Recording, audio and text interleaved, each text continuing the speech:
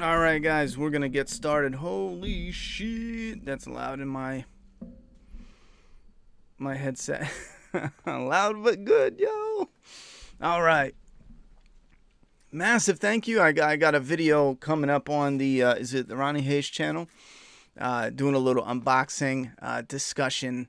I think it's a terrible video. I was more focused on the headphones, but my headphones broke like 2 weeks ago, right in the beginning of a stream. And I got a surprise package in the mail, and they are the bomb. They are, look at that, incredible. Anyhow, we're going to get into Fear the Walking Dead and World Beyond, but I got to show you one thing while we're waiting for a few people to get in here. First off, the poll for both episodes, if you guys want to go and vote on them, is in the video description, but it's also in the comment section. I just posted it again right now. Oh my god, these headphones are clear as shit. I gotta pop out the chat.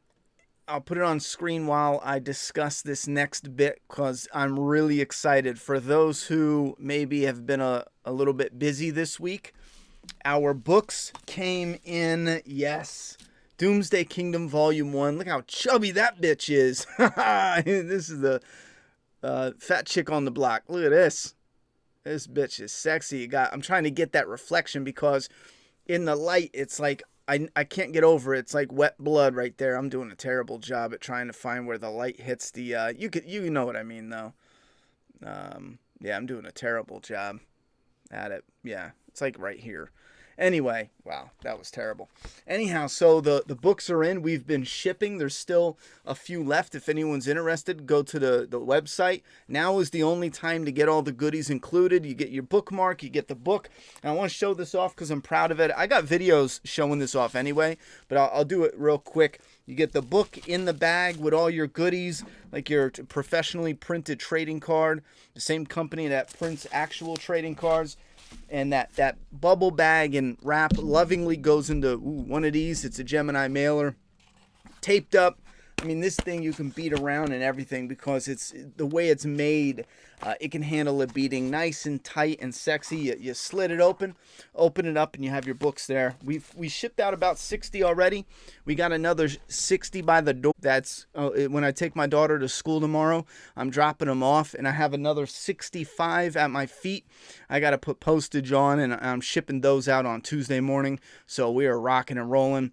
Wednesday, we're going to be banging out, I think, a lot of the 1 book, 2 book tiers. Heads up. 1 book, 2 book tiers are going out the door. The international orders are going to be going out the door likely on Monday.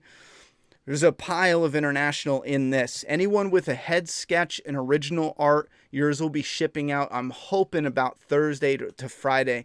I have to get in touch with James and get the tracking number and get an estimate on that. So now, do we got enough people in here? If you're new here, we're going to run through. Let me put my book back.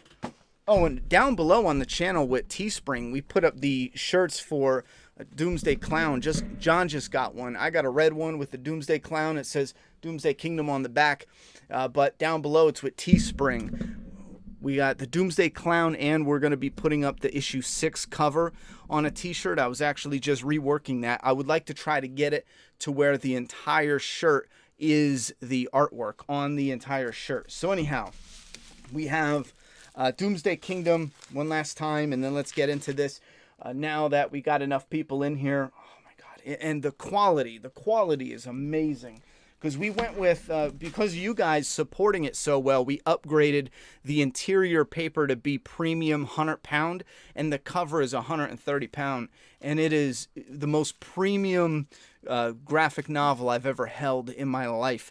It is friggin' awesome. I understand why bigger companies don't do it. Obviously, you're going to get...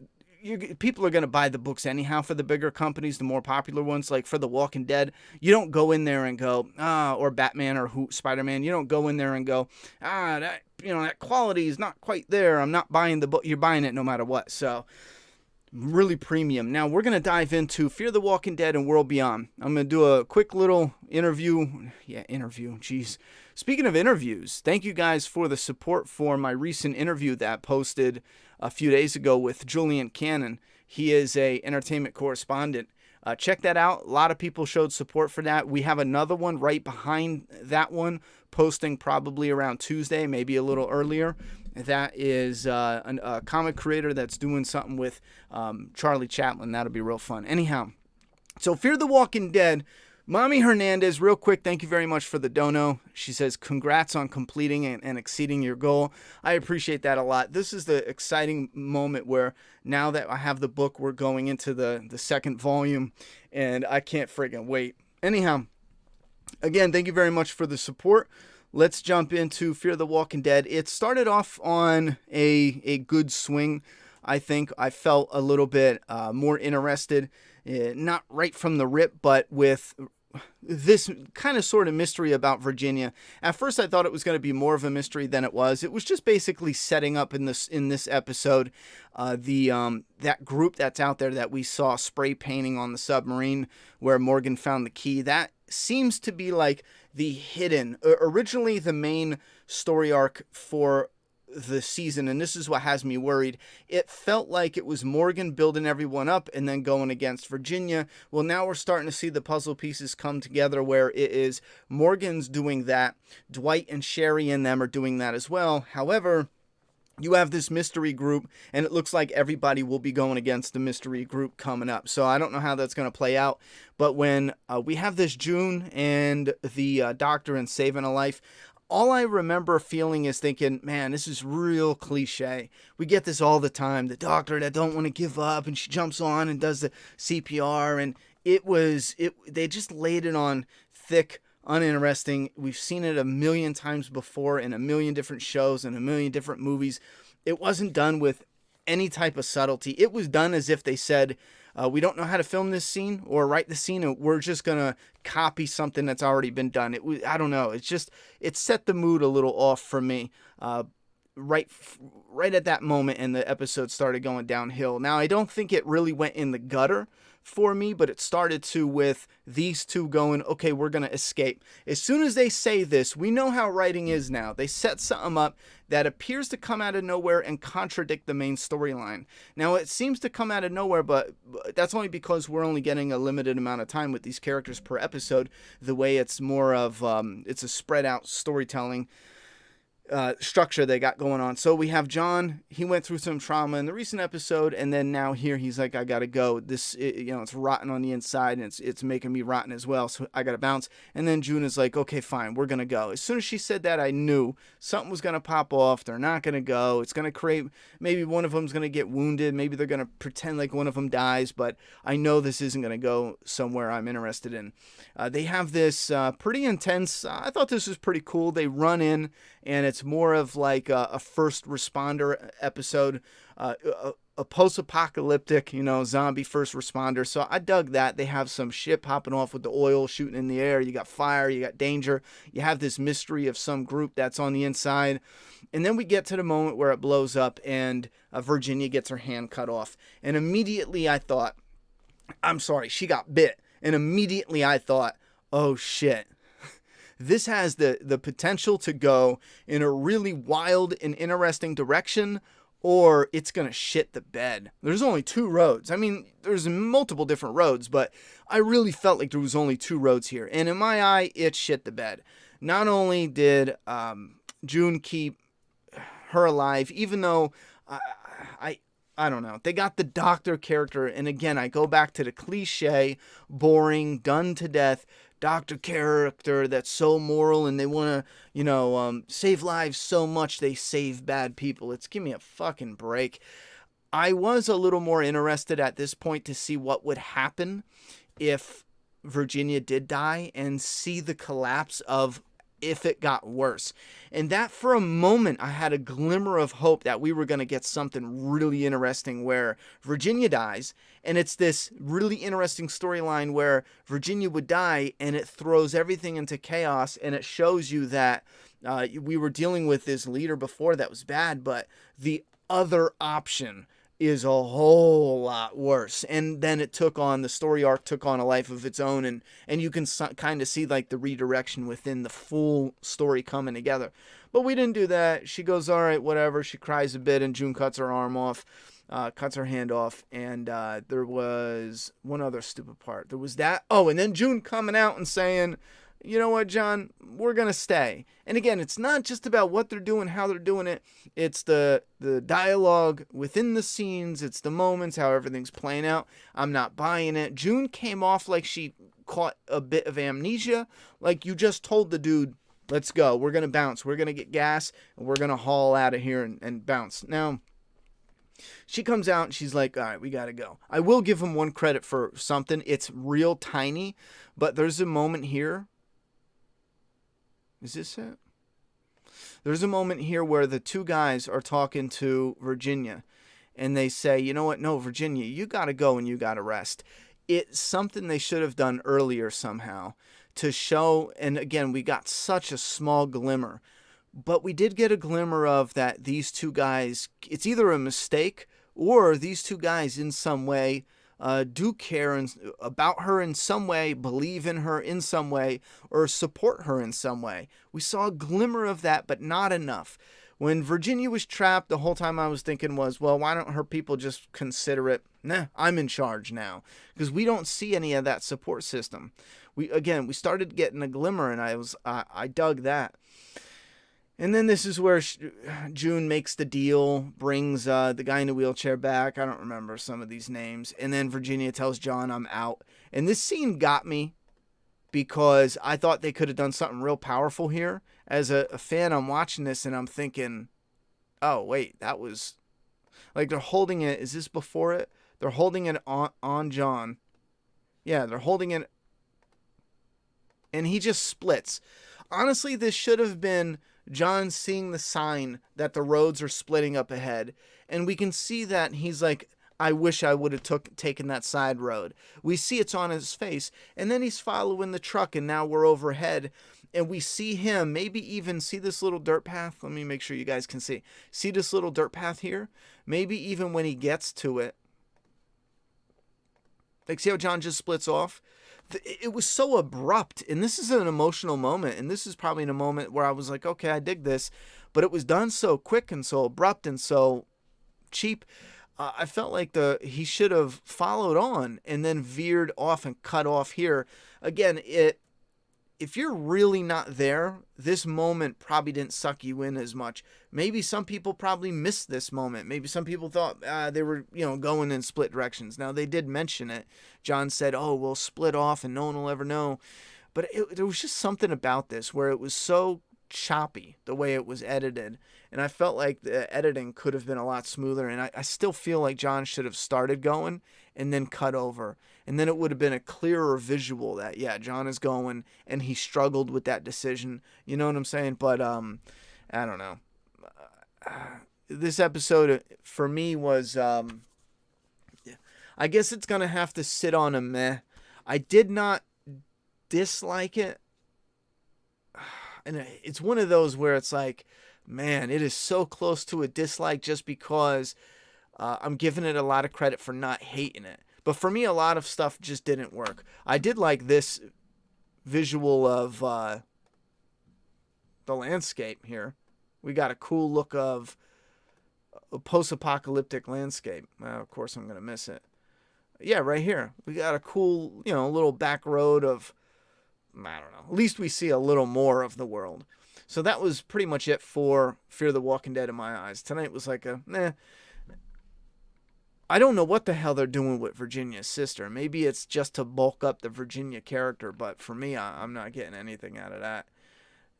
I need to find. That's it. Again, you can find the links below. Fucking hell. I'm gonna put the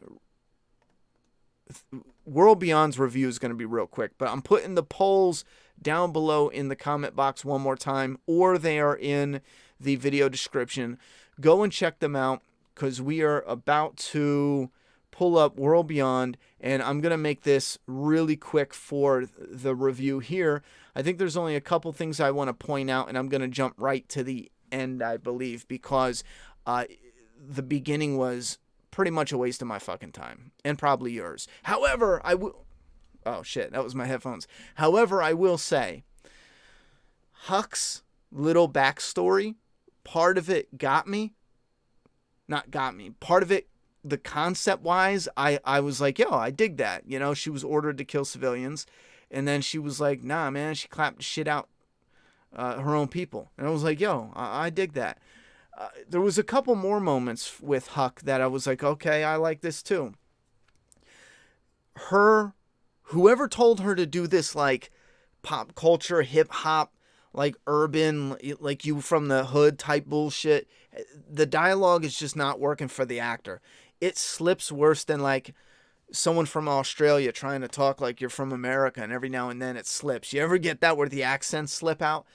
At first, in the first episode, I think it was the first or second episode, I even talked about how she was like, let's go, bitch, or something like that when they were walking down the, spraying the shit on the zombies. I think it was the spray paint on the zombies.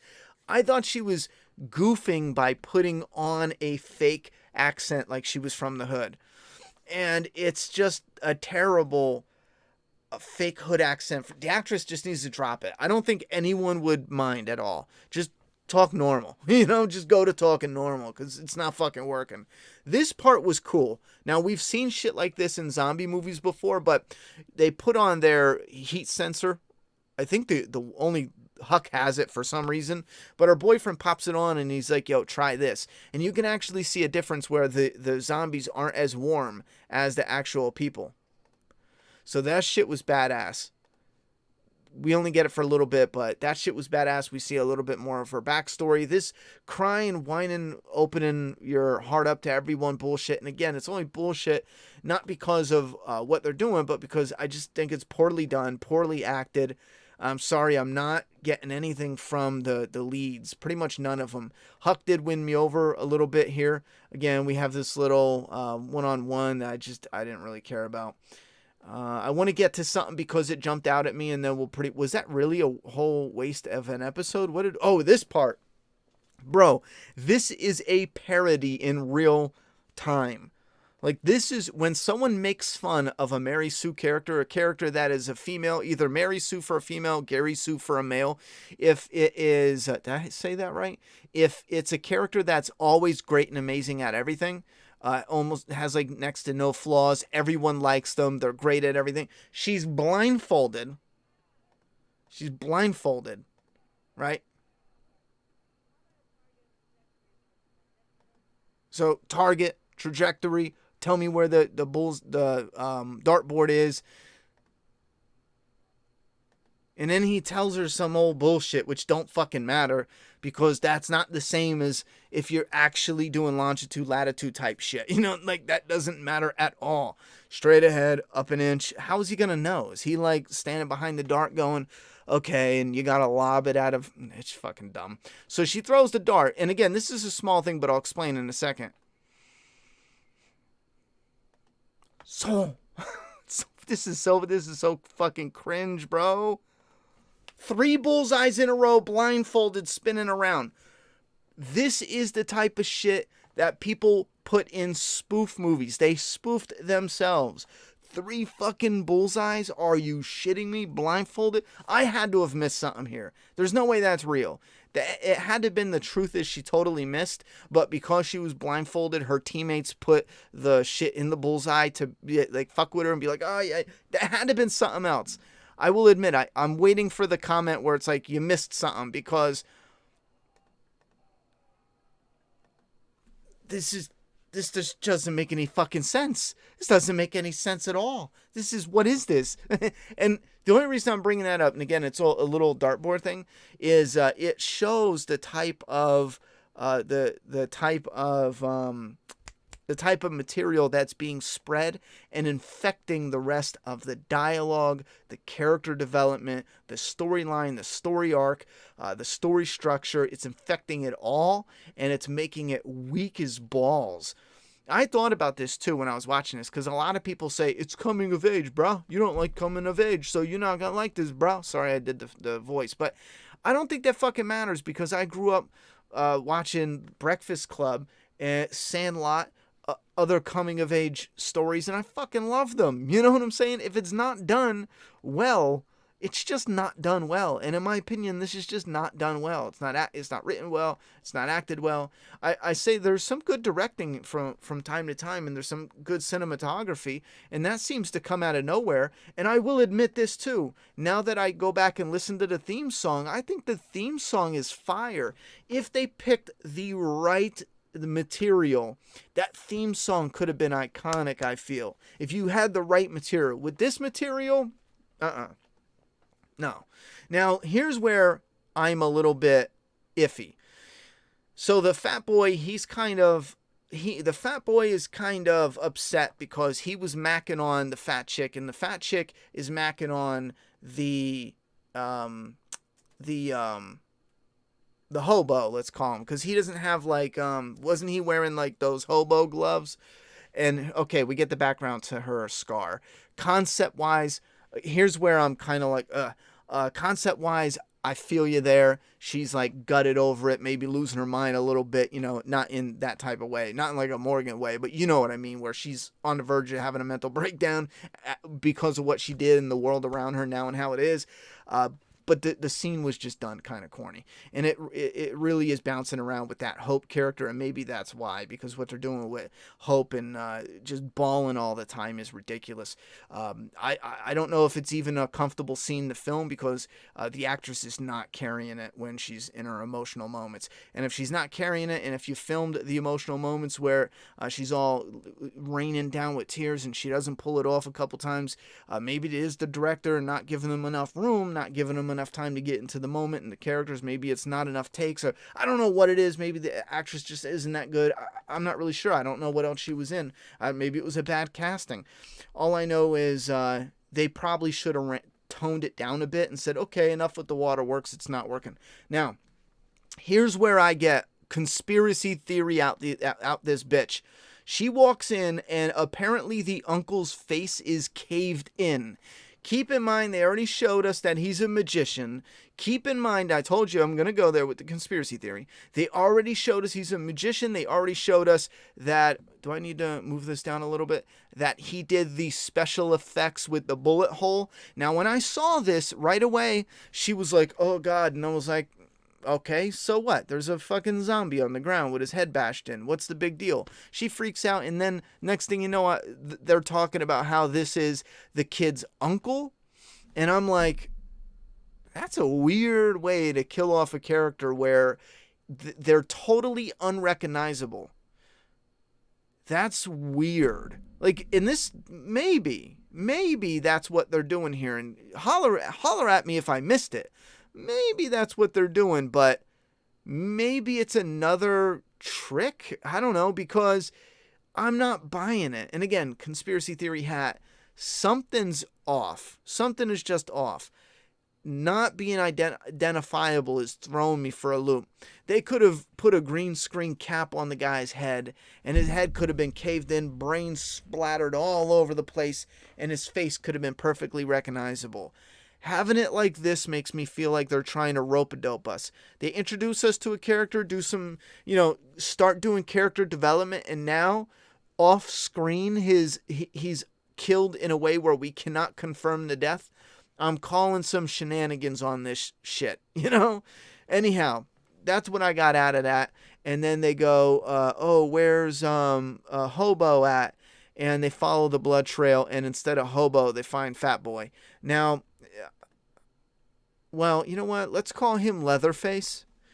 He's a bit heavy set, but I think Leatherface works a little better, because Leatherface in the remake kind of looked like him. But so he's supposed to be drunk, I guess. He's wasted. He's all bloody. Oh, he is all bloody. I thought he was just drunk when I first seen it. We'll have to see what he has to say, but in the next episode, they go to show they're going to leave him. Was there an after credits scene? Yeah, let me show you. They're going to leave him. I don't know. I don't even care. They pull some feeding post type shit. First they do it in Fear the Walking Dead, and now they're going to do it in World Beyond. They tie him. He's passed out at the scene, his wrench covered in blood. Tony and Percy were grifters. They must have had enemies. I wish I could tell you what you need to hear. Was that his dad? It looks like there's a bullet hole in him. Maybe he was a zombie when he did it. Ooh, look, he's mad. Oh, he wanted it was a fresh start. Maybe now he'll finally get one. They're going to leave you. All right, so they're leaving him. They're bouncing. I don't know. I think maybe, I don't know. I mean, he's not going to sit there and get eaten alive. It doesn't make any sense for the story. I don't even know why they're trying to fake us out with that. It just doesn't make any sense. Go get Doomsday Kingdom now. I think we just got a sale too. Maybe it was before. Oh, we did. Yeah. Yo, we are so close to that 14K. I cannot wait. Don't forget, supporting Doomsday Kingdom gives us an opportunity to dive into issue 6. Issue 6 is the continuation of the story and the introduction into the next volume. And we do have a full 2 complete pages, drawn, colored, lettered, completely done inside the volume. No one's ever seen a hint of those pages, and they're 2 of my favorite pages, and I guarantee some of you are going to go nuts. It is fucking epic, and I can't wait until we can talk about what's there, because I got some shit to say when it comes to what we reveal in the final page in Doomsday Kingdom. Anyway, so yeah, let's see what you guys have to say, and I'm gonna put the poll in the chat again. Go chit chat away. I think someone left a donation. Let me check that out. Again, thank you very much, Mommy Hernandez. AP with a dono. Can't make it tonight. Oh, you fucker. Playing Warzone with a buddy. Hope the episode was good and hope the stream is legit. Mods, could you post Discord link? I hope a mod did it. Spin's not going to be here tonight as well, but I think Doomsday Kingdom got it. There already, the opening minutes, episode 7 of Fear. Have you watched it? It's good. I haven't watched it. Percy likes not skinny ones. Percy likes not skinny ones. Oh, gotcha. Ginny should have definitely turned. It took ages to cut off the hand. It was barely above the bite. The infection would have spread. Sounds like she's carrying a deep South lingo out of Louisiana, maybe. Or whatever it is, it's not working. I was thinking about looking up interviews with the actual actress and seeing what the problem is there. Exactly, it looks like in each episode of World Beyond, there is editing problem as they forgot a scene or a line. I've been noticing some issues there. I had to stop watching episodes ago. Watching Fear is like watching a bad movie, like Ghost Shark, or trying to figure out how a shark can kill someone through a kitchen table or a sink. Isn't that what's cool though? With the sharks though, not this. Hey Ronnie, do you have any favorite characters in Fear since after Morgan joined? I think John is the only post season 3 character I like. John is up there. He's up there. I think the actor is very charismatic. Plus, they had a solid foundation for John's character. I think it was John. Strands all over the place. Luciana is one that I'm highly disappointed in, because she showed up on the scene and she was. Let me show you guys this. I don't know what the fuck they did to Luciana, but it's a crime. It is a crime. What season did she come into? Fear the Walking Dead season 3? Lucy. Fuck. Is her name Lucy or Luciana? I think it's Luciana, but doesn't she go by Lucy? Let me show you one thing. Yeah, here's one of them. I remember these promo pictures because she was dropped dead. Gorgeous. I mean, Lord have mercy. Praise Jesus. She was fucking smoking. Look at that. Woo-hoo. Look at this. She is, wow. How did we went from that, like that. I mean, she showed up. Oh, you guys probably can't even see. Let me get out the way. She shows up. Oh, you fucking slut. She shows up and she is fly. She is a leader type. She's tough. She had like a little crew where she was going out scouting. I kind of forget, but look at that. Wow. I mean, wow. That's like, she's heaven sent, That's Jesus.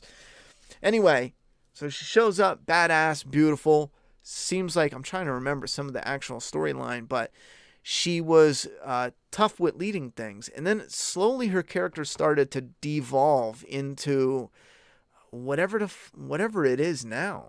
which is, I don't know. I don't know. It just has like a weaker hang around. She just feels like a hang around. She's one of those characters that is just hanging around waiting to die, and then you're going to be like, oh yeah, that bitch was around for a long time. She should feel like one of the staples.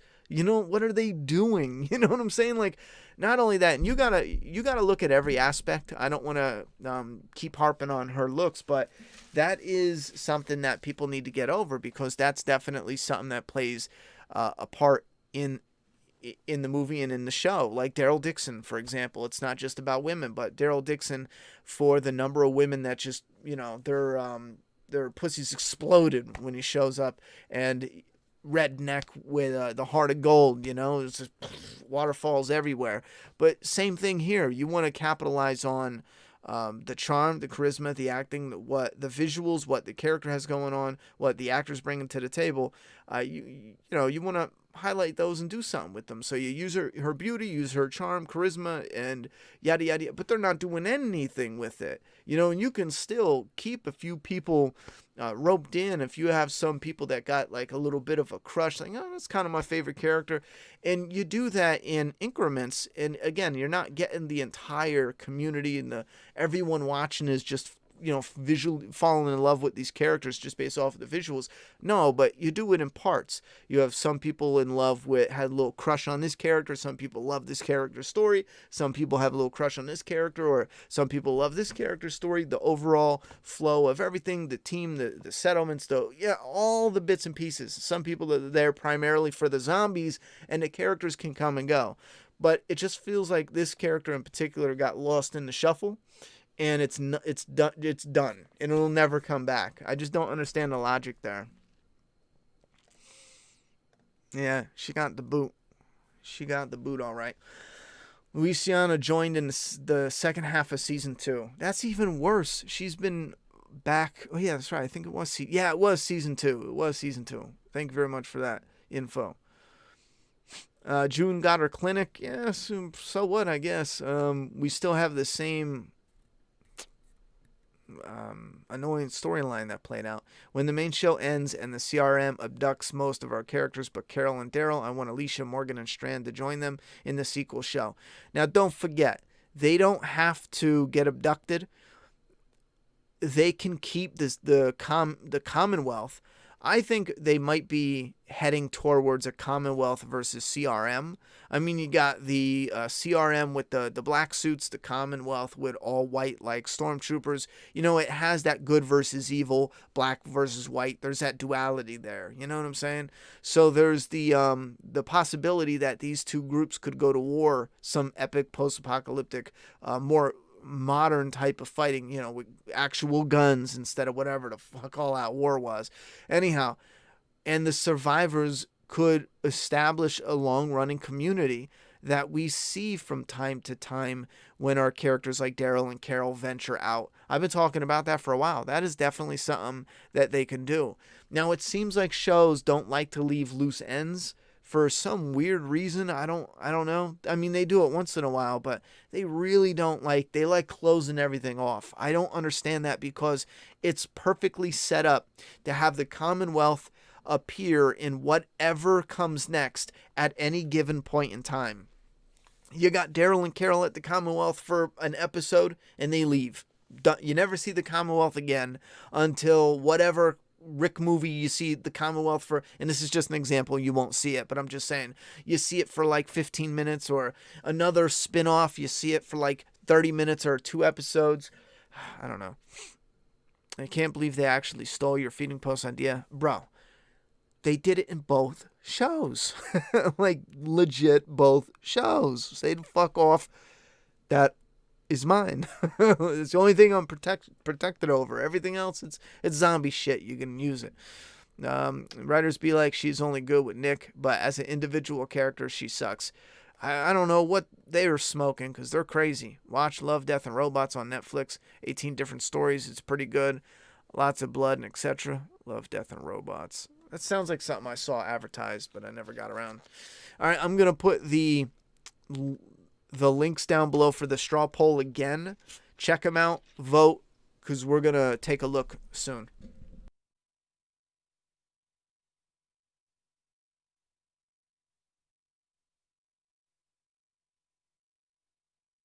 And Dwighty Boy said, do you think John could find Morgan and Dwight now?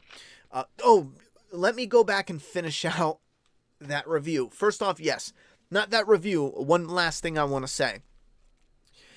Yes, as soon as he left, I immediately thought, okay, he's either running into Morgan and them, or he's going to run into the people doing the spray paint, and that's going to be the introduction to them, you know?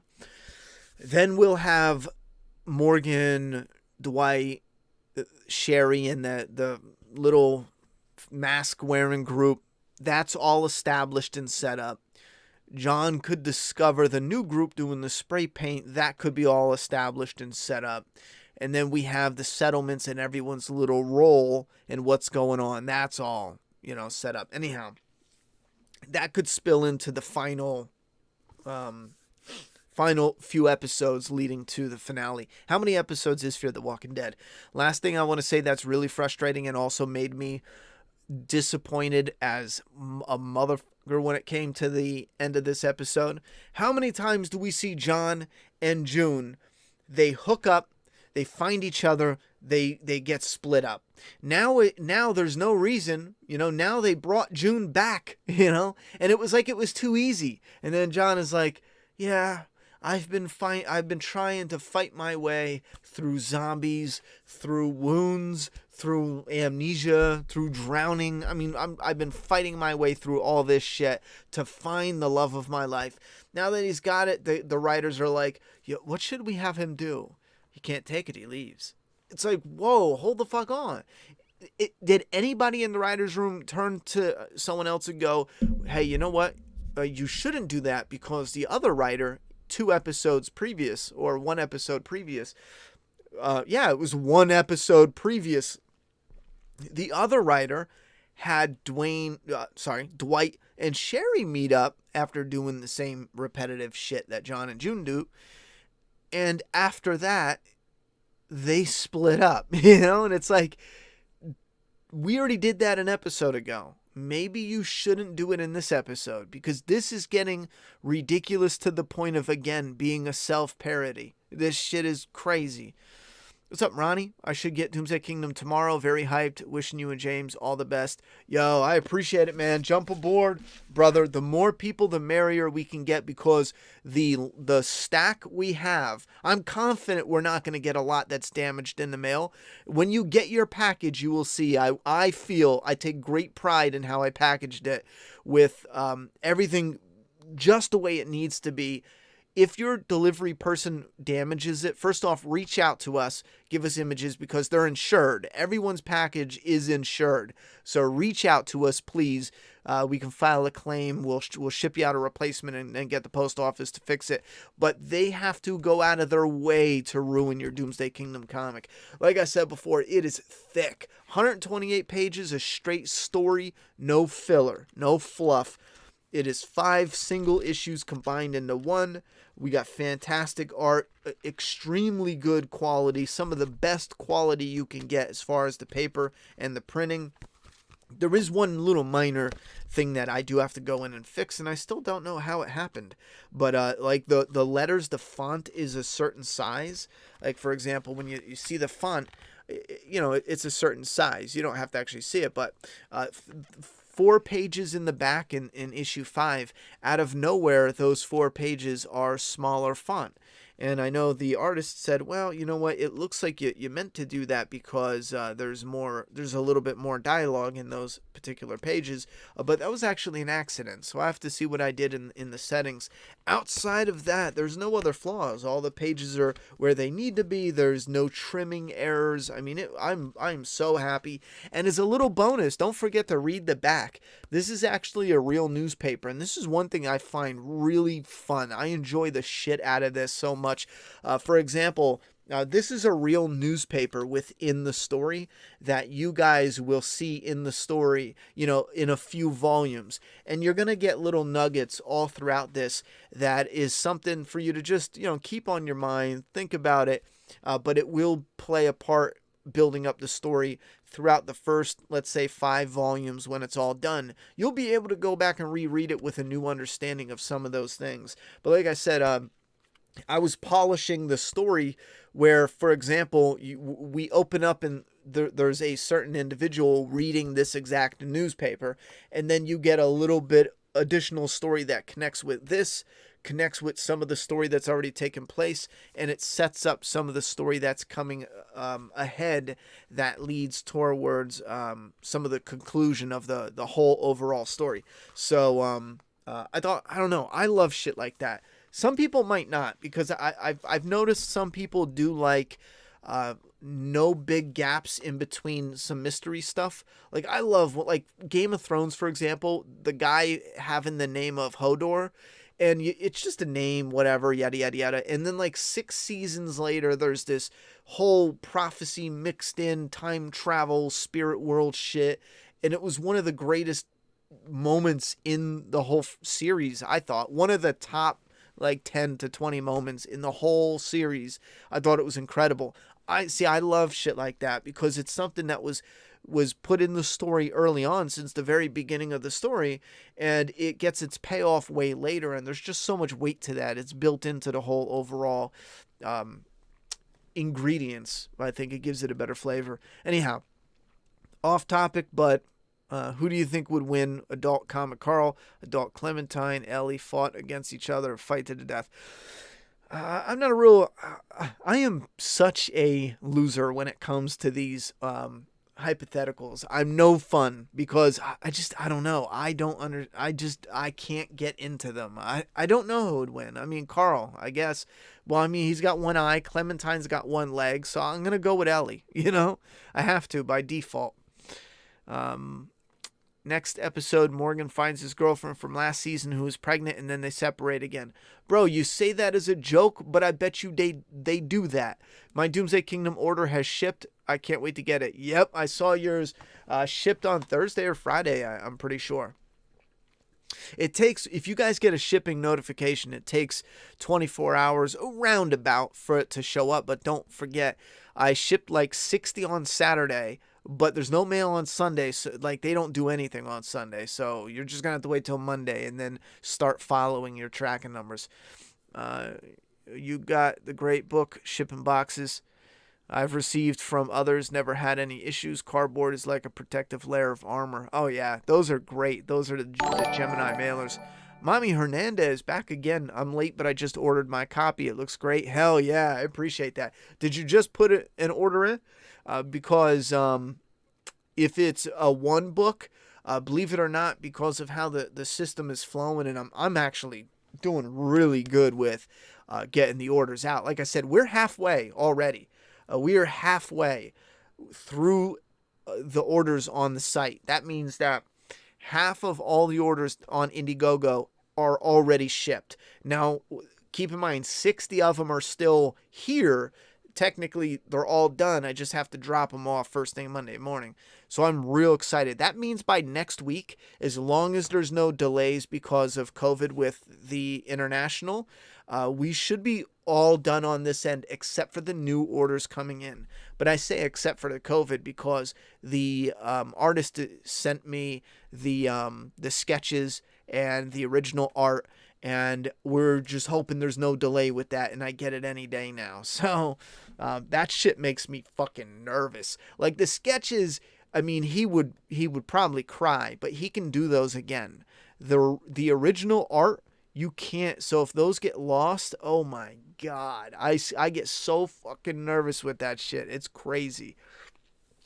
Anyway, oh, and here's another thing. I haven't decided yet, but some of you who ordered original art, like for example, you know who you are. You got the cover for the issue 5 cover with the clown. I don't want to put you on blast in case you want to stay in the shadows, but there's a strong chance, there's a 90% chance I will ship your book separate from the art. And the reason is because the book is premium and it is heavy. This is one heavy bitch.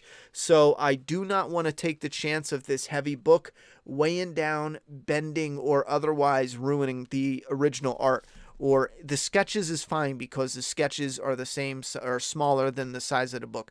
So keep in mind, if you ordered original art and you receive the book before the art, do not fear. You will get the art behind it a day, a week. I don't know what delay we're working with, but I will be shipping the book out. So fear not. That's just a way to keep it as protected as possible. On some real shit, does anybody in Fear have sex? Would you think everyone would be horny in Apocalypse with no rules? That's a tricky thing because they definitely skip over some shit. And I think it comes down to, how do we show it without wasting time? Like, I don't want to see everyone who's just sucking face and, getting it on the whole time, simply because it's just not an interesting story. However, you want to incorporate some things to keep the world fleshed out, make it feel a little more real, and help the immersion. So they should probably start incorporating some of that. I mean, if you think about it, and this is why people really, you see a lot of poor behavior that writers will make people look like. I mean, look at it now. People will riot for years, people will riot over sports games, which is so fucking stupid. You'll get a couple college kids flipping cars over for like the dumbest shit when it comes to sporting events. Right now, you have people just rioting to riot it, which I will have to say. If the mob is around at any point in time, I bet they're making a killing.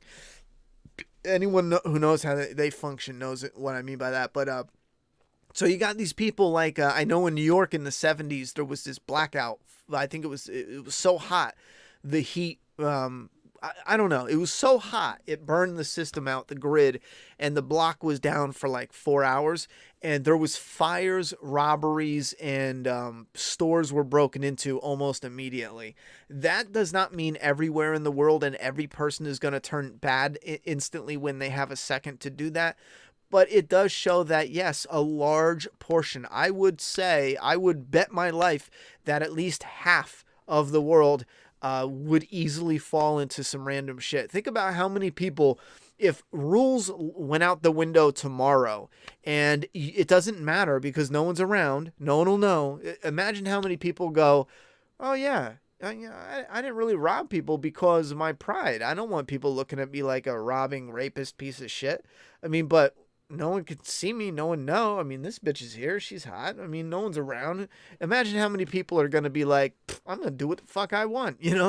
How many people would be like, no, I'm robbing shit, justifying it. It's the end of the world. We got yada, yada, yada. That justification. So I do think that in a bad event, you're going to have at least 60% of the world just do some foul shit. You will find groups and pockets of people that are there for one another, and they do use their heads, and for them it's important. It's like a point of pride for them to not attack the weak or steal or rape, murder, kill. It's a point of personal pride for them. It's like part of their ego. But anyway, I'm at 31K subs, off topic, but how did you take your channel to the next level? Well, what you do is grab one thing specifically topic-wise, and you got to do it every day. That's it. I know I'm going against my own advice because I want to start getting into more polished content. It's something that I've been having my eye on as a goal for a long time, and I'm slowly getting to the point where I'm real confident I will likely be doing 1 video to 2 videos a week as a more consistent, and just that, because I've been playing around with certain things behind the scenes and just figuring some things out. And I think for me, I probably will become like a 1 video a week, 2 videos a week type channel.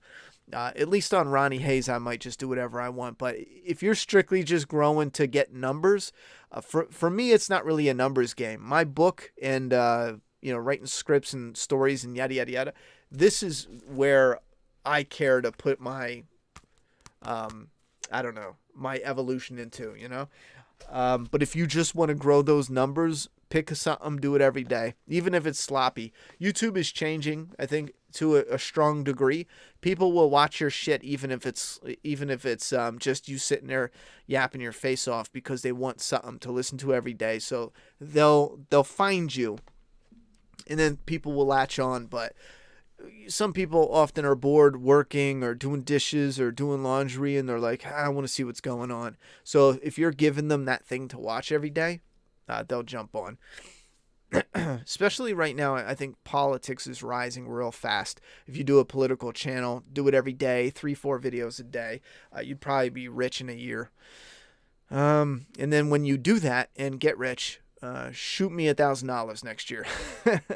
I'm still lost as to why they killed Travis in Fear the Walking Dead. He wanted to get out of there. That season feels like an entirely different show. Travis did not want to be on the show anymore. I don't know what that even means, bro. Let's get rid of you. I don't know what you're talking about. Oh, wait. Wait, what?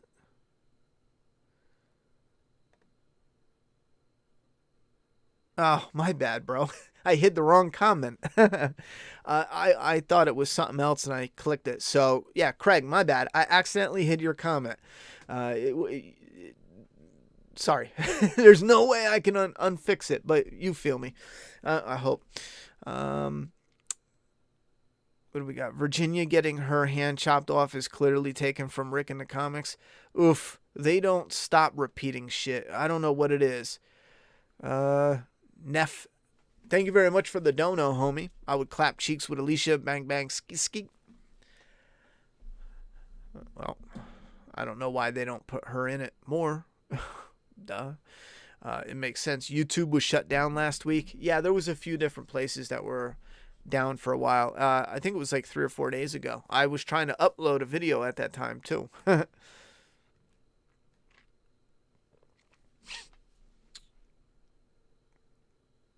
YouTube was shut down 2 hours globally. There was a couple places that were shut down. All right, let's check out.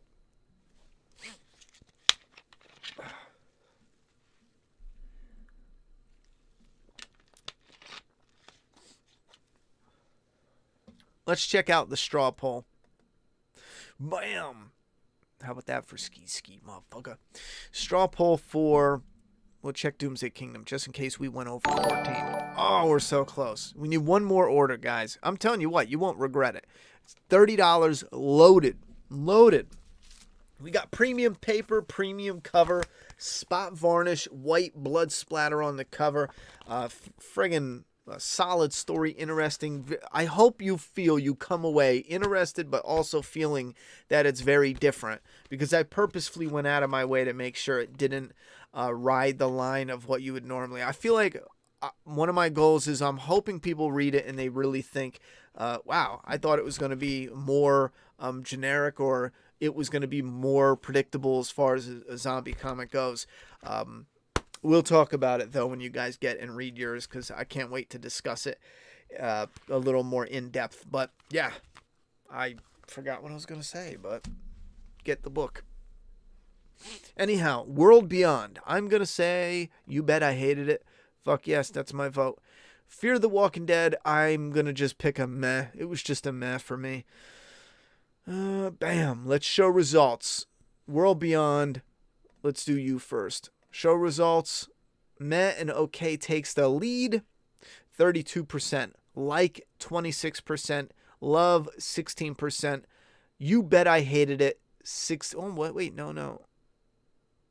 Oh, that's right. I voted that for Fear. This is World. You bet I hated it with 15%. And dislike at 9%. The World Beyond. This is shocking, motherfuckers. Are you shitting me? The one episode, I'm like, okay, fine. It seems like a lot of you like The World Beyond.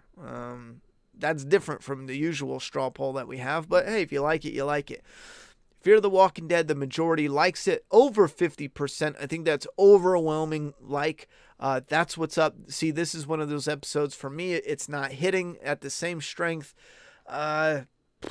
I can see why people liked it. You had a good enough action with what was going on with the fire and the oil and whatnot. good mystery, some good, or I should say some understandable things that I understand why people enjoy it. Meh and okay, 15%, 15% dislike, 5% hate, F June. Well, 1%. I know who voted F June. I know who did that one. All right. You're killing me, bro. Let's go back to the comments. I think someone donated and I skipped them. No. Okay. I was worried I skipped somebody. All right. Last minute things to discuss, people. How's that Flaws and Awe's 13 Flaw and Awe coming along? Looking forward to it. Listen, that's going to be, I hate saying this because something always comes up, but it's looking like I'm enough ahead with the shipping on the comic. That will be coming out this week. Definitely. At this point, I would be shocked. And the reason I'm saying that is because I still got a few hours of editing to do, but Flaw and Awe for the first episode, unless I do last minute changes, it's not as big as an in-depth as I expected when I jumped into this, at least for Friday, the original Friday the 13th. It's neat with through the lens of the Flaw and Awe review, because I picked out some things that I liked that I wasn't really I didn't really think about until I put it in words. Oh yeah, that thing or this thing. And there's some stuff that I didn't enjoy that actually popped out, and it was like weird because you would think I would enjoy it because I'm such a fan of the or nostalgic growing up with it, such a huge fan, younger, of those new movies coming out and seeing them. But certain things like the point of view character, I know a lot of people like that creepy, voyeuristic point of view. I fucking hate it. I think it's dumb and it wastes my time, you know? And it's only in there to fool you into not knowing who the killer is till the end, which makes rewatching it kind of like, Now, they do kind of combat it by showing you some of the kills, but I've seen people say, I watched the unrated Friday the 13th part 1, and man, they don't do the kills like they used to. They're talking about like later on. Part 1 has like the best gory kills, and I will admit, the throat slit that's unrated, that's cool, because it's like, you know, it's the actual practical, and it, you know, it pumps out, you can see the flap of skin. It's actually the, you know, what they're using to do it, the latex. And I was like, that's cool and gory and yada yada. And Kevin Bacon, when he gets his throat stabbed in the neck, which you can tell on the high def 4K transfer, you can tell that it's a fake neck clear as day, especially in the unrated, because it does another angle and it's so bad. But anyway, some of those two kills, and there's some others where it's like, okay, yeah, there's some gore, but later on, they like straight crush heads. They get real. I don't know. I feel like I'm in a Twilight Zone. Part 1 is, in my opinion, very tame when it comes to gore. Or maybe I'm just losing my mind. Did you see the trailer for the Bruce Willis The Thing knockoff? Yeah, I saw that. I'll check it out, but I'm not really that thrilled about it. I don't hate it, but I have a feeling it's going to be really independent. And it's going to hurt visually because of that. I find Iris and Shyless, whatever his name is, in World Beyond to be boring and so very cringy of characters. I agree. I wish they can reboot The Walking Dead on HBO. That'll never happen unless they sell it for a lot of money. Scott Gimple is... And again, I don't know how that works. If anyone wants to do some fun research, how does that work with material that's been adapted? Well, not just adapted, but a company buys the license, right? And see, oftentimes a company will get the license like, no, that's not even a good example, because no, they own it. Like a company gets the license. AMC bought it from Robert Kirkman. Now, if AMC was sick of it and they wanted to get out of the game, does the contract license null itself out? Is that voided and no longer in play? and it reverts back fully to Robert Kirkman to relicense and resell the license to another company. Or, like, let's say COVID ruined AMC, the channel, and it just totally shut down. No one bought it out. It just closed doors and bounced. Does AMC now hold the license even though it's no longer an entity permanently? Now, keep in mind, this is very different than a company coming out with, how was I going to put that out? It's, I don't want to get too confusing with running around circles with different licenses, but that's my question. Because let's say Robert Kirkman had a real good lawyer, and the lawyer was like, listen, if AMC takes it, maybe they have to, if they're hurting, they have the option to have the license revert back to you. They can't sell it off, is what I'm saying. That's the only way, a loophole I can see where the rights can get to somebody else after AMC, unless they have complete rights to resell it. Because that's where I'm getting a little iffy. Because, like, for example, Warner Brothers owns the DC. How does that work? Like, doesn't Warner Brothers own, like, the DC Cinematic Universe? No, they would have to own DC. I don't even know how that works, but you see what I'm saying, though? Like, if I don't know how that would work. I'm real interested to see how that works detail-wise, because Kirkman owned everything. It's his character. He licensed, and license usually isn't permanent. He licensed it. Now, it could be so long it's in our lifetime, permanent type thing, but he licensed it to AMC.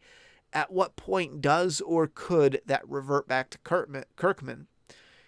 Is there another? I know there's another statute where it reverts back in 35 years no matter what. I have to look it up because I heard of that law too. It's been so long since. I like to read up on some of these just because it's real interesting to see how that works. Some of it is wild. I feel like The Walking Dead is at its best when it's only focusing on survival and a group of survivors instead of rebuilding, having communities and group of bad guys. Do you agree? To an extent. I think they can do it with groups, but they're just not doing it right. The stories just aren't as interesting. And I think the biggest reason why is because they are trying to build a permanent interest with temporary communities. And it just isn't working. Think about it. We're getting to the ranch with the Native Americans, you know.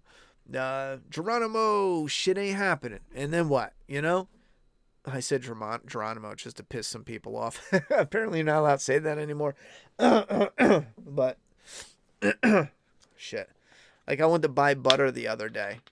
And they got that Native American chick off the butter. Land O'Lakes. I refuse to buy their butter. Fuck that. I bought Kerrygold or something. It was more expensive, but it was really good. Because fuck that. You know, we used to grow up and you'd see Native Americans on your butter, your football team. You'd see Native Americans. They still had a presence, you know. And it takes some people that gets offended. Now they're gone. They're gone. Visually, it's gone. Some people I can understand having and you know, the way I put it is, I don't have a dog in a fight. I'm not going to tell people what to do and what not to do, but I just think it's fucking dumb.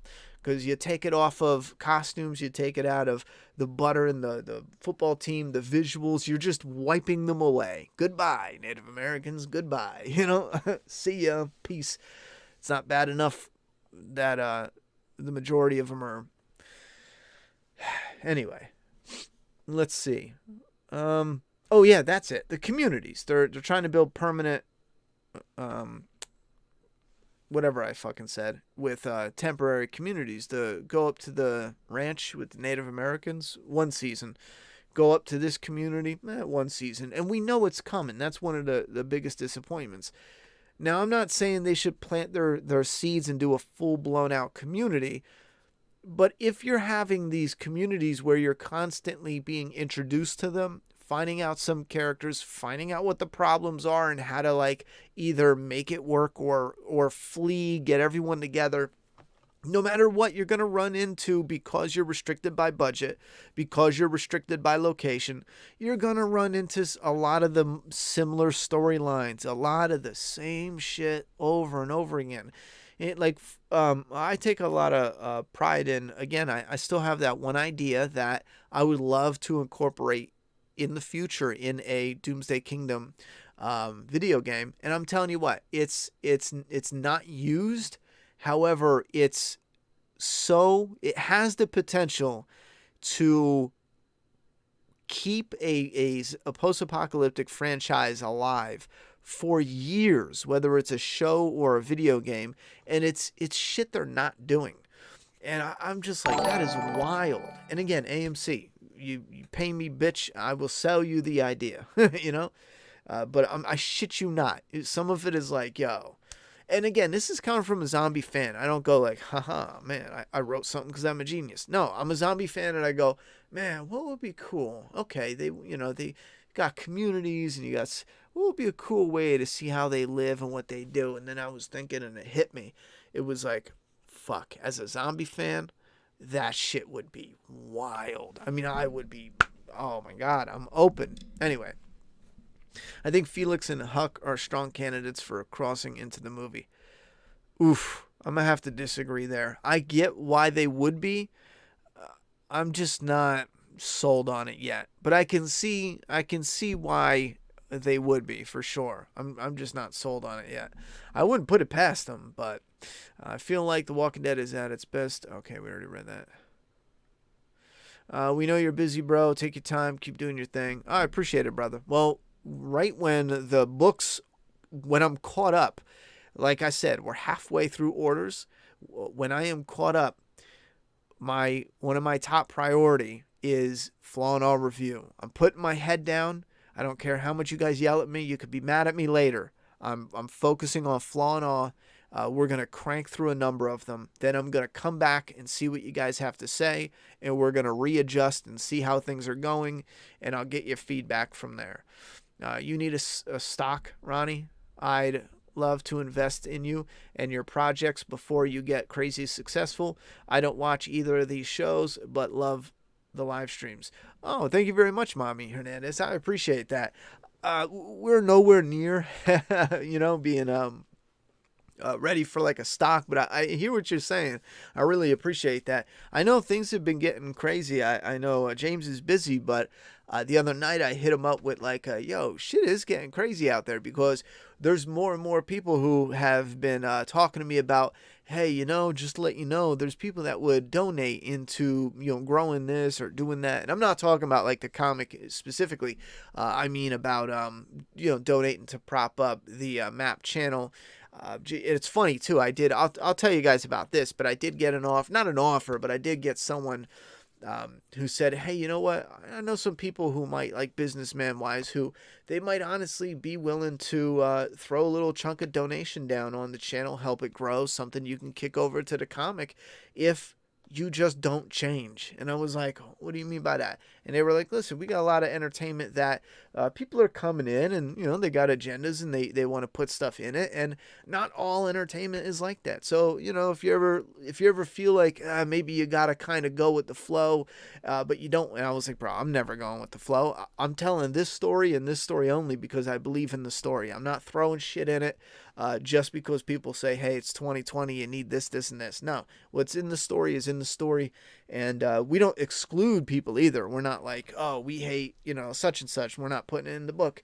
No, we want to show people in the world and situations. So you'll find a lot of things in there, even things that are seen in other more, corny shows and shit like that. Anyway, so they did say that, yeah, some people will, hook you up, help you out, as long as you don't buckle and say, all right, I'll put in some SJW shit. It's like, bro, you're barking up the wrong tree. I'm putting my story in there, and that is it. I should say internet SJW shit without confusing people, because there is a bit of a difference.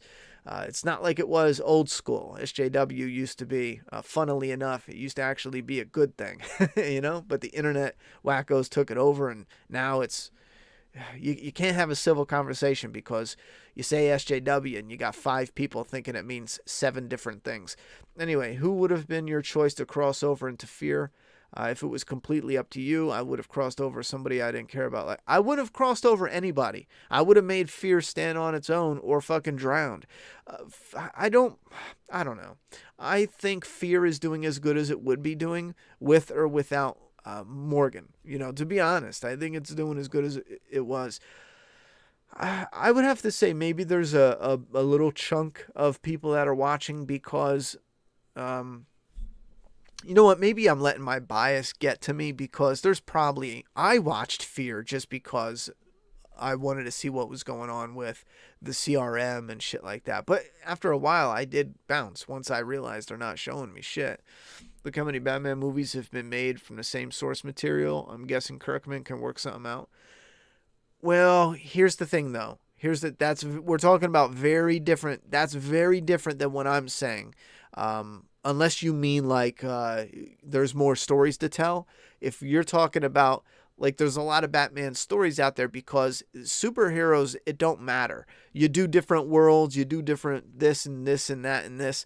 But with stories like The Walking Dead, you don't just keep repeating them because there's not enough there. Like Batman is neat because it's okay, here's the basic stuff, but you could pretty much it's a blank canvas. But with The Walking Dead, it's really not because you have this whole long story that interconnects at certain points.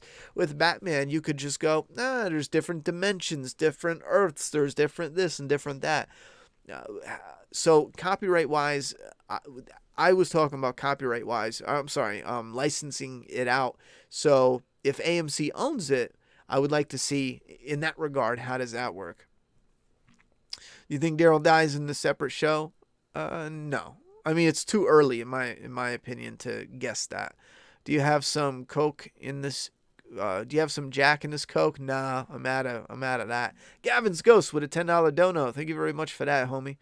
Why did AMC make Worlds Beyond universe feel small? Wouldn't there be different communities the would discover in the world? What the fuck? Different communities the would discover. I think you mean they would discover in the world and more people.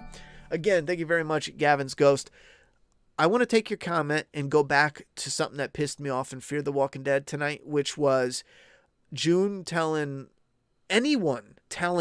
the other one, no, she's going to hunt us down. I'm so fucking tired of writers using that whack bullshit line. Have you ever been outside? Have you ever like traveled decent anywhere? I could go 50 miles in one direction, take a left turn, right turn, I'm lost, you'll never find me fucking again. If we're talking post-apocalypse, are you out of your mind? I could go 3 streets. I could tell you in real life, stay right there, give me 5 minutes.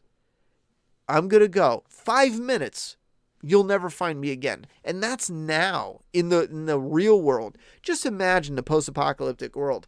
You get 5-minute head start. You're in a car. There's roads everywhere. Okay, did he go up? Did he go straight, right, or left? Okay, we'll send one guy right, one guy straight, one guy left. All right. Well, on the right road, there's straight, right, and left. That one guy, what is he going to do? Maybe he's got more guys with him. Okay, well, maybe everyone has a guy. And then you get to that, and then each guy goes down a road. Well, that road is going to have a road that goes straight, right, or left. Eventually, there's so many roads. No, the fuck, she will not find you. You pick a road that goes as straight without being an idiot and going in a loop and coming right back to where you're staying. In the morning, you hit a road first thing in the morning and you go straight and you don't stop going straight until you're so far away. There's no fucking chance she's going to find you. Because again, in a TV show, everything's convenient. But in real life, there's no way. Once you're gone, you're gone. What is she going to do? Go to this street? Let's check down that street. All right. Well, in reality, you're 20 miles that way. She goes down this street. It's going to take her 7 hours to check this street, that street over there down the road. It's so fucking dumb. It's so dumb. Do people say my spirit animal? I think so. I open the window to get some air and I see some little mosquitoes or something. I guess I got a hole in the screen. Son of a bitch.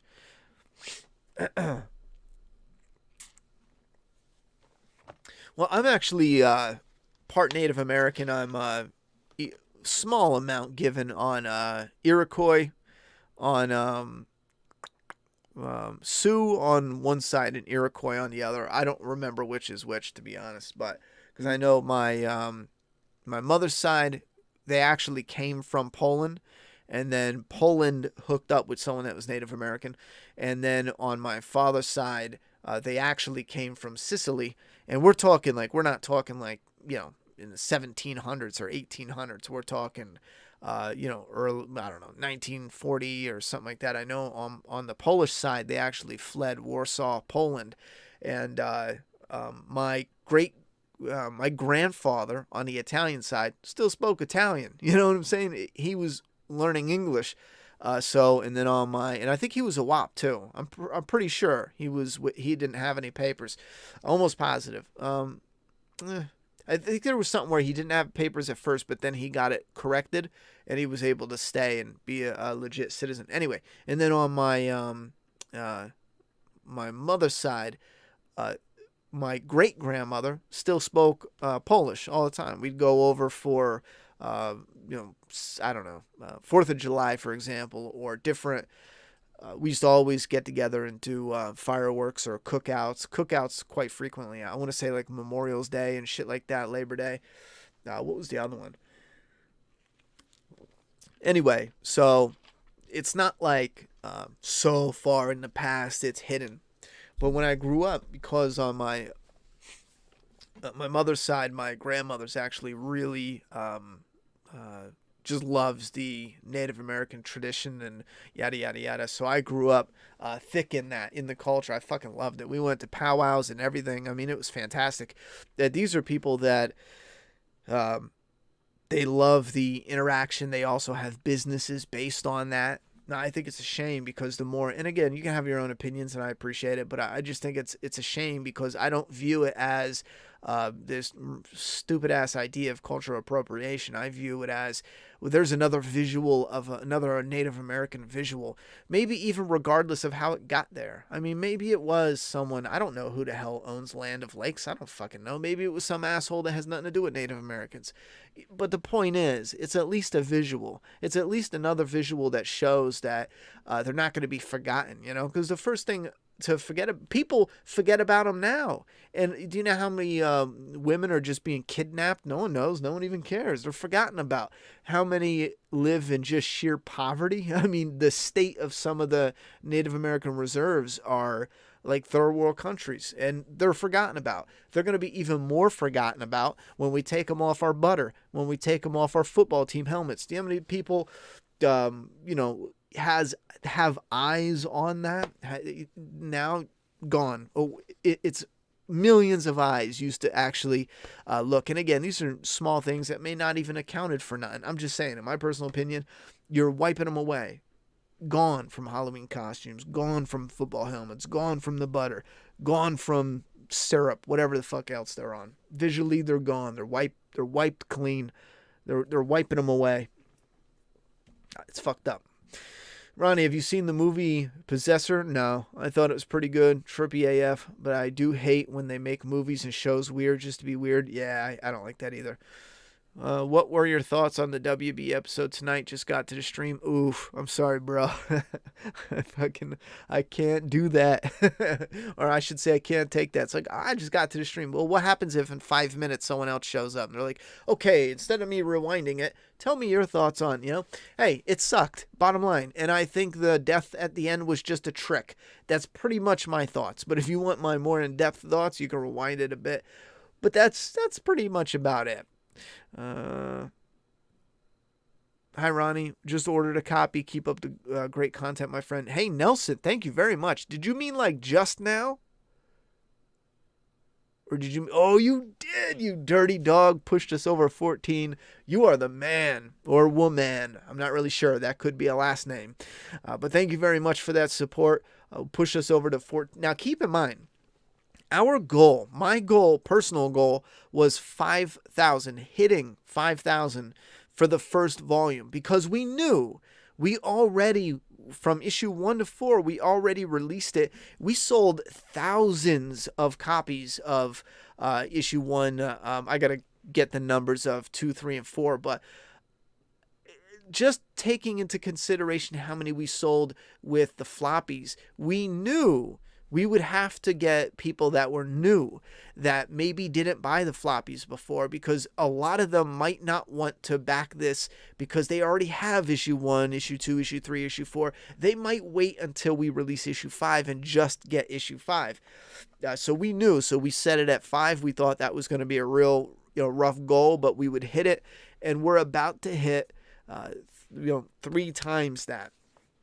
I'm confident we're going to hit 15 by the end of November for sure. I am confident of that. When you guys start getting it, and when you get your box, do a video, unbox it, review it, show it off, give me your thoughts and opinions. Let me know, because I'm going to do a stream where I look at some of your videos and see what you have to say about it. You could shit talk me for all you want, because if you get it, it means you threw money down for it and you supported it. So fuck it. Hey Ronnie, is English your first language? Yeah, it is. Well, do I not sound like it? I don't know if that's an insult, if you're genuinely just curious. That's what I am, but I don't know how to spell it. I'm also Italian. That's what I am. You don't know how to spell it? Oh, you mean Sioux or Iroquois? I think Sioux is, I'm going to fuck it up now. Now I feel like I thought it was just S-O-U-X, but now I feel like there's an I, like S-I-O-U-X. Iroquois is another tricky one too. That one I always fuck up when I spell it too, but Sioux. Yeah, S-I-O-U-X. I knew I was going to fuck that up. As soon as I started saying, S-O-U-X, I was like, I forgot the I. Son of a bitch. So, someone got mad at me one time because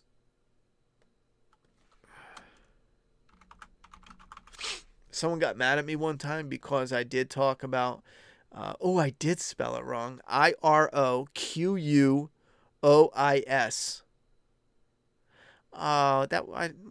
not fair. I guess that was a typo. Oh no, I fucked it up. But that's Iroquois. I have someone got mad at me. I talked about it last time. Just mentioned it. Just like, I'm part Native American. Now keep in mind it's diluted through Native American, Polish, and Sicilian. Polish and Sicilian are the more dominant. And I only say that just because, my great-grandmother spoke Polish. My grandfather's 100% Polish. We'd have Polish meals. Like, we still eat pierogies and shit like that. That I went to, like, for me, I'm vanilla. Nothing interesting, nothing about, like, the food I'm eating. Just for an example, how crazy it gets and you don't think about it. Everything's interesting to people who don't know it. But picture this. So I'm working in a sheet metal shop. I'm working with people from Vietnam. I'm working with people from Mexico, from Puerto Rico, from the Dominican Republic. I'm working with all these different people, right? I'm trying to think of where else, but there's a lot of different, there's a lot of people from different areas all across the world. And no, like Russian or German, I'm trying to think, but so I'm sitting down for lunch and everyone's got all these dishes that are from their countries, right? Some wild shit, some different shit. I know some of the Vietnamese meals were, really different. Anyway, so I plop down with my boring pierogies and you get like, I think Marco was his name. He was from Mexico. So like Marco pops up. And then Nigel, I think is how you say it. He was from Vietnam. He pops up and you do, what is that? What is that? You're like yelling at me. I'm like, what are you talking about? What do you mean? What is this?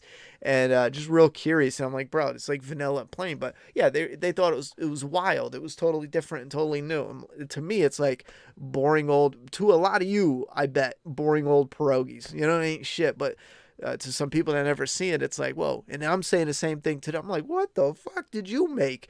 I used to bust Marco's balls because he'd be on the shitter all the time. He's like, bro, I'm shitting fire. I'm like, look at what you're eating, bro. I'm sitting down with him. I'm breaking his balls because he's sitting there eating his meal, and he's got a little pepper all the time, and he's just eating the pepper, eating his meal, eating the pepper, and that's probably more of more common in the meals. But I told him, I said, easy on the hot stuff. He goes, everything I eat is fire.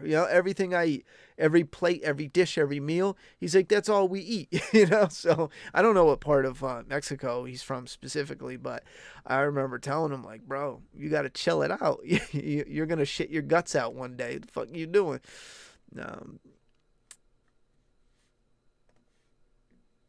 Oh yeah, that's what I was doing, pulling up the comments.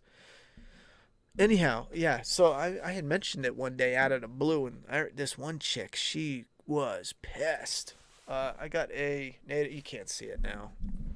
I got a Native American chief. It's funny, though, because he is, it's real faded. Where's the camera at? He's actually a Cherokee Indian.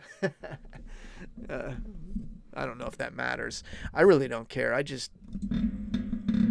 Whoops. That's like love and respect for just the culture in itself, like the American Indian, Anyway.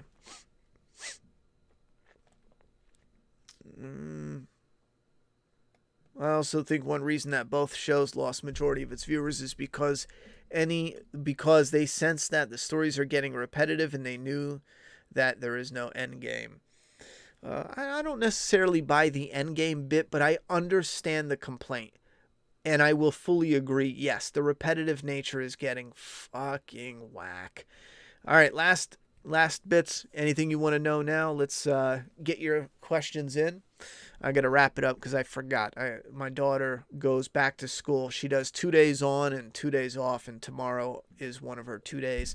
I also think there's a reason. Nope. Where are you signing the book, and what does your autograph look like? I have a book right here. Oop, holy fuck. Hold up. Oh, all right. That's the one that's got a dent in it. We had one book that got damaged out of 500. So I am signing it on the inside. I will get one and show you what the signature looks like, though.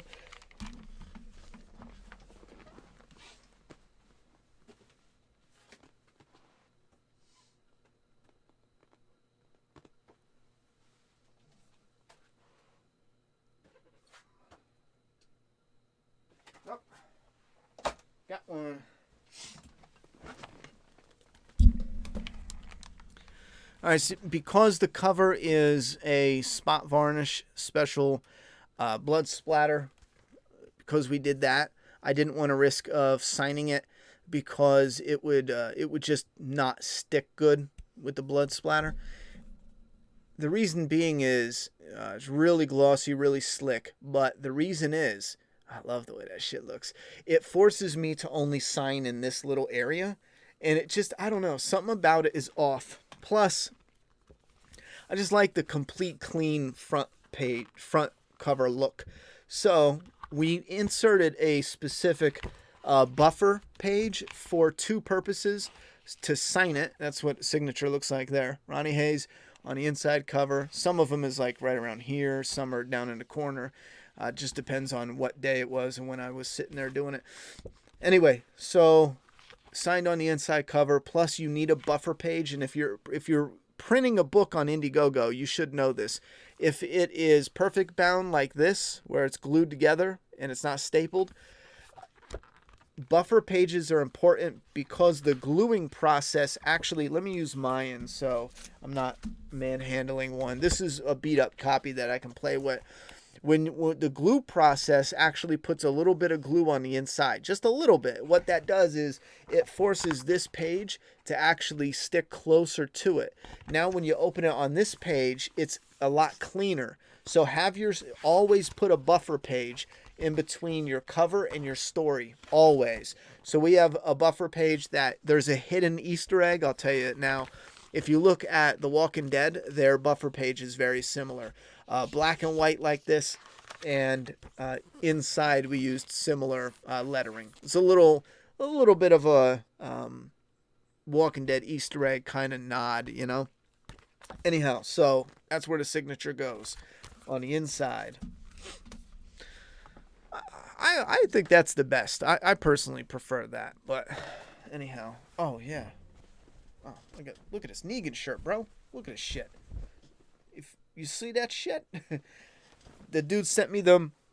Ethan sent a few in. The Collectible Dead, spelled with an A, on Etsy. Check them out. There's Negan wearing a Whisperer mask. Yo, the shirts are real good. The images, too, are fucking cool. There's Carol with Alpha's head on a pike. You got to check them out. The Collectible Dead on Etsy. Banging. Absolutely, man. No problem. I'm a man by the way. Oh, you're a man by the way. That's what's up. Appreciate it. I know it's probably long gone by this point, but do you think there's still a chance we could see the real Lucille Bat return? I hate they wrote it out of the story. I think there's a chance we could see it.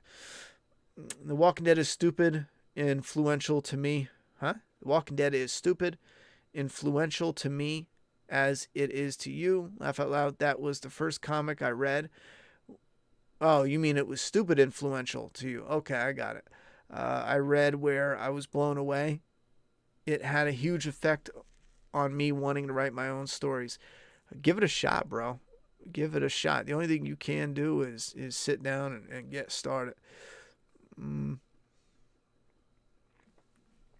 I think they're trying to trick us with that. Silas. Yeah, Silas, that's his name. Iroquois, I just Googled it. Oh, yeah. That's a great ink. Oh, thank you very much. My handwriting is shit. So I actually, when we started doing the comic, I actually sat down and I was like, a couple things too. When I sat down to do the signature, I'm pretty sure I was like, okay, how do I sign something? And I just did what was it? It was like an R and H. Here we go.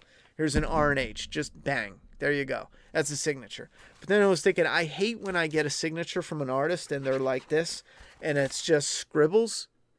And it's like, I fucking hate it. I'll be honest with you. If it's that bad, keep your fucking signature. What's the point if no one knows what it is? You know, you don't have to make it the most legible thing in the world. But even if your signature is dog shit, I mean, just do something legible, like anything. Like do an R and do your last name, or do you know what I mean? Like some of the signatures don't even look like the fucking letters in the name. You know how some people, like I just did an R and an H as like initials. Some people will be like their name's Tom, and Tom Stevens will be the name, and his fucking signature will be like this. There's fucking Tom Stevens. It's like, where's anything? And I get it. Your signature can just be a symbol. I get it. But my point is, fuck that. It looks fucking terrible. So when I came up with a signature I would use, the signature I came up with is one that you can actually read. So it's not the best, but at least you can read it. So you're like, okay, Ronnie Hayes, done deal. And it still does a little fancy. And you need to do that, though, because if you do like really, I don't know, strict R and H, and I don't know, it comes out whack. Anyhow. That's my thought process on a signature. Wanted to get Doomsday Kingdom Volume 1, but since I'm in Canada, it's $72 Canadian, which is more than I want to spend. I hear that, brother. Would love to check it out when it's more affordable. It's never going to be, bro. It's never going to be. And that's because we can't control Canadian price. You'll never get it for cheaper. Unless, of course, you buy just a floppy comic. But if that's the case, you're going to only get like a sliver of the story, and you're still paying that shipping. There's just nothing we can do when it comes to Canadian. International altogether. The funny thing is, if I pull up Canadian, you know what? I think it's Australia. That's $33. But we did $25 for everybody international. And I think for everyone, we're paying between $1 to $7 over that out of our own pocket, because international just sucks. It's fucking so high, you know. Let me think, because the international is okay. So you're saying Canadian because it's $55 US, which that's another thing that gets a little tricky too, is, yeah, that gets tricky as well, because it's 55 US dollars, but because of the conversion rate, it's 72 Canadian. Same way, like I got into a conversation with someone from Australia that it was in a collectors group, and they were I forget what they said, but they were like, why are you guys complaining about spending $35 for a figure? Our figures are like $50 a pop, yada yada yada. And I told him, I said, well, that's not really true. It's the conversion. It's the same price, but it's a conversion, you know? Like in America, we get paid for minimum wage. We get like $7 an hour. In Australia, your minimum wage is like fucking, I forget what it was last time I looked, but it's like 21 fucking dollars an hour. Some ridiculous shit. Let me look that up. That's why it's so high. The shipping, I will admit, in Australia, they got you there, because shipping fucking blows in Australia. What is Australia's? Oh my God, I butchered that. Minimum wage. Australia's minimum wage is $19 per hour, $19.84 per hour, and in America it's $7. So yeah, take that into consideration. That all applies to what things cost when you buy international, but there's going to be no time soon where we can stock Canada. If you wanted to read this, if you wanted to have a physical, I don't know. The best thing I can say is get the digital and read that. And if it's a story where it's absolutely like, okay, you know what, I'm hooked and I want this, then you can do it and actually feel like you're getting your money's worth, But until then, I would wait up all the same. I wouldn't pull the trigger on it, because it's definitely different. Yeah, it's pretty humbling and actually pretty scary to know there is something out there that we can understand. Ronnie would like it for a predator aspect. What's that? Is it like a spices are a natural food purifier in warmer climates? They should put it in the zombie shows for healthy eating. I thought you guys were talking about an alien movie. Looks awesome. I'll be picking up a copy when my next paycheck comes. Are you leaving the Indiegogo up as a store until everything is sold? We are, well, not necessarily. We are leaving the Indiegogo up for a bit. What doesn't sell, we're putting on the website, and we're selling it in order to, because here's the tricky part. You can only print once, because in order to reprint, we have to give them $2,000 just to start, Same thing with this. We had to pay them $2,000 just to start. That's how it works. After that, then you start to make sense of the numbers. Because if you wanted 5 books, well, it's $2,000. All right. Well, I want 200 books. All right, it's $2,000. See what I mean? That's the minimum starting point. So what we had to do was we had to print a little extra, because if some got ruined or damaged, imagine how bad it would be if your book got damaged and we bought just as many as we needed, and then it was like, oof, what do? We can't replace your book. We don't got any. So we bought extra. Now the extra, hopefully we sell them within the next couple weeks, and we can take the Indiegogo down. If it lingers too long, what the plan is in order to keep it still special within the Indiegogo, we're going to take it down, but it's getting sold for $50 on the website. And that kind of balances out the,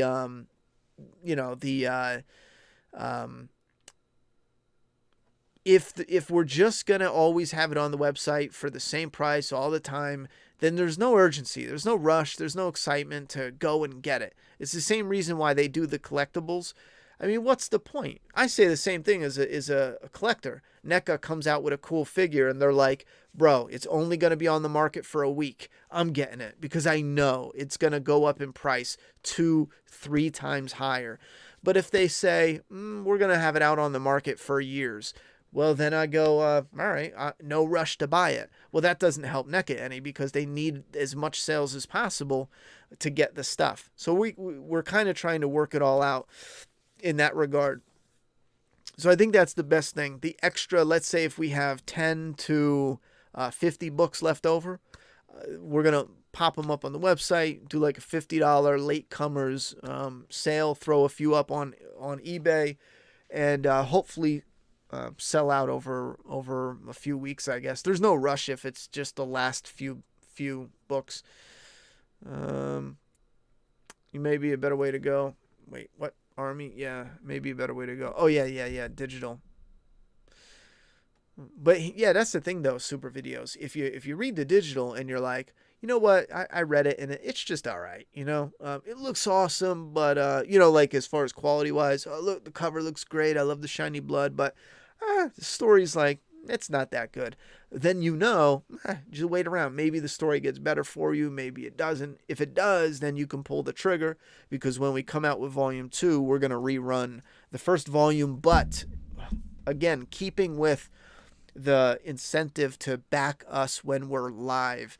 The next reprint will not have the blood splatter. That was something special we did for the very first Indiegogo. So whatever we sell after the Indiegogo, this will be a limited run, so that helps the value in this. Like, we made only a certain number of these and we'll never print any more because of the blood splatter on it. So that at least helps the collectability in my eyes. As an almost 6-year subscriber myself, do you ever just miss the old Walking Dead days, man? Like, everything used to be appointment TV, even Talking Dead seems like Prime is gone. Yeah, I do kind of miss it. In reality, I wish I kind of went back and it was like late season 5 time, and I could do the daily Walking Dead with the predictions, because it was fire. Everything was like yada yada yada, or every other day. I think I did them every other day, and then sometimes daily when it was new trailers coming out. Anyway, I wish I did that, and then I started getting more serious into incorporating the flaw and awe, because then I could have that at its peak and shift over to flaw and awe gradually, instead of saying, because right now it's a problem, because right now I gotta go, all right, we're doing flaw and awe, and I'm doing it every week starting now, like once the books are shipped. Before, I could have just been like, oh, here's a fun video I did, check it out, and then people watched and, oh yeah, and then we have more people watching at that time. Plenty of my videos when Walking Dead was fire were hitting 1 million views. Imagine how many books I could sell if I promoted Doomsday Kingdom on a video that hit 1 million views, back when The Walking Dead was fire. I do miss those days when it was fire, but I gotta move on. I don't have the passion for it like I did. I still have the passion for the zombie genre, but The Walking Dead is just not bringing it. It's repetitive. The budget is restrictive. It's just, I don't know, the passion is gone in the actual story, not just me, myself. All right. I'm going to be shutting this down, though. If you really want it, come to America. There you go. Come visit. We were talking about the Missing 411 book series. They are real-life strange disappearances. Oh, gotcha. Okay, I hear you. I thought you had to amputate faster in order to save someone. Yeah, who knows anymore? Because it gets into the bloodstream. Well, Herschel wasn't necessarily...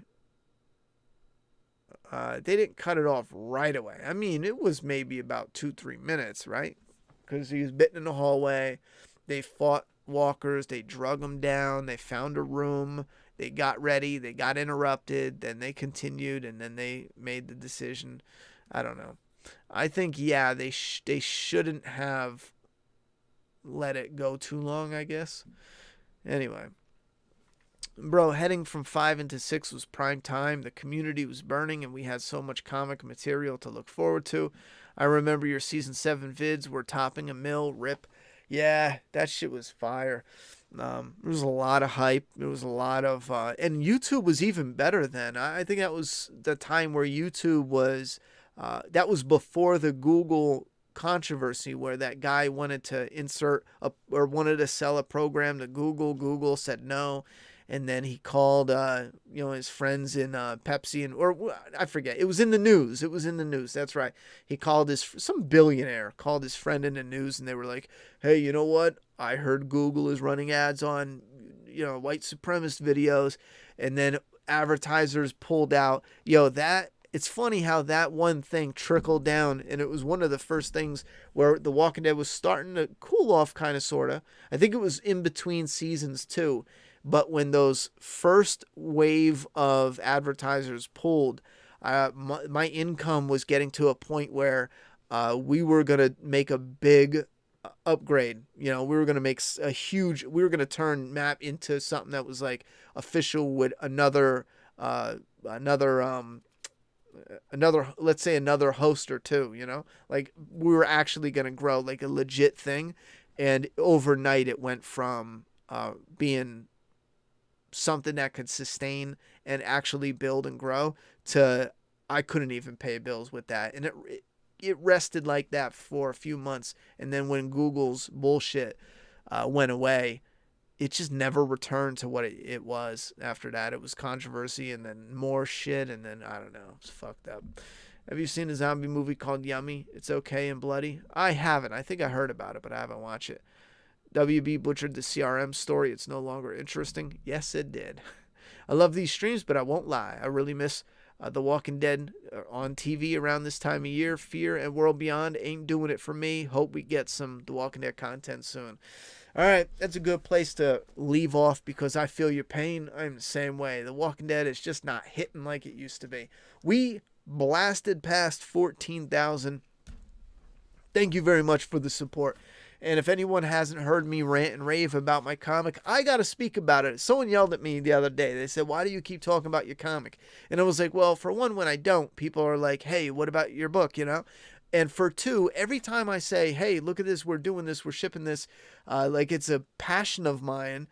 I don't know why I wouldn't mention it, but every time I mention it, we sell a book, 2 books, 3 books. The one day when I showed the cover off for the first time, we sold 10 books, just showing the cover off. I was like, yo, it's in, here's the cover, bam. With the notifications for the sales, it was like bing, bing, bing. The artist hit me up and they were like, yo, we didn't even make the video yet. Just showed it off on Twitter and people are just buying the book. So when we show the book, people buy it. When we don't show the book, no one buys it. It's kind of that type of thing. You have to tell people it's out there. And I love it. This is a passion project of mine. I didn't write this just to piss out a zombie story so we can ride the Walking Dead coattails. No, this is a story that I spend hours and hours making sure, we craft the emotional bits, the story, how it unfolds. When you get 3 or 4 volumes in, you'll be able to see why certain scenes are the way they are. And I'm talking about structure-wise. And then you'll be like, oh, fuck, all right. At first I was like, oh, all right, that was kind of neat. Why was this thing in there? That was weird. I would have liked to know more. And then you're going to get something that will follow up like 3 or 4 issues later, and you'll be like, oh, fuck, okay. That's the type of stuff that I love, man. I love that shit. Anyhow, you're sure John is going to die? I think that would be a mistake on their part. But we'll have to see. We'll have to see. Look at that. Error said, I hate that the magic of The Walking Dead is gone or has faded. And he says, I am hoping to find a new show, a new Walking Dead show. Now hoping for a new and better zombie series or program. I just don't know where to find one. Well, when it comes to TV shows, I don't know where to find one either. But when it comes to comic books, I know where to find one. Because The Walking Dead quit, and I'm talking about comics, we are now the best-selling indie zombie comic out there on the market currently. Bet. I'm going to say that, although I can't think of any that are actually in the running. Like, there's no current releasing zombie comic I can think of that's pulling any numbers. If there is, let me know down below. But again, post-credit scenes are decent in The World Beyond. The show itself isn't. I don't think we got one this week. But anyway, comic-wise, bang. We don't have a show coming out soon, but I'm doing everything in my power to make sure we have don't tell anyone. But a Doomsday Kingdom video game coming out. And I'm not talking like no mobile app game. I'm talking shit you wouldn't even fucking believe. But you got to give me some time. A lot of time. Anyway, see you guys. Be safe. Wear your masks. Social distance. Unless you're a politician, then have lavish dinners inside without social distancing because you're better than us. Never forget.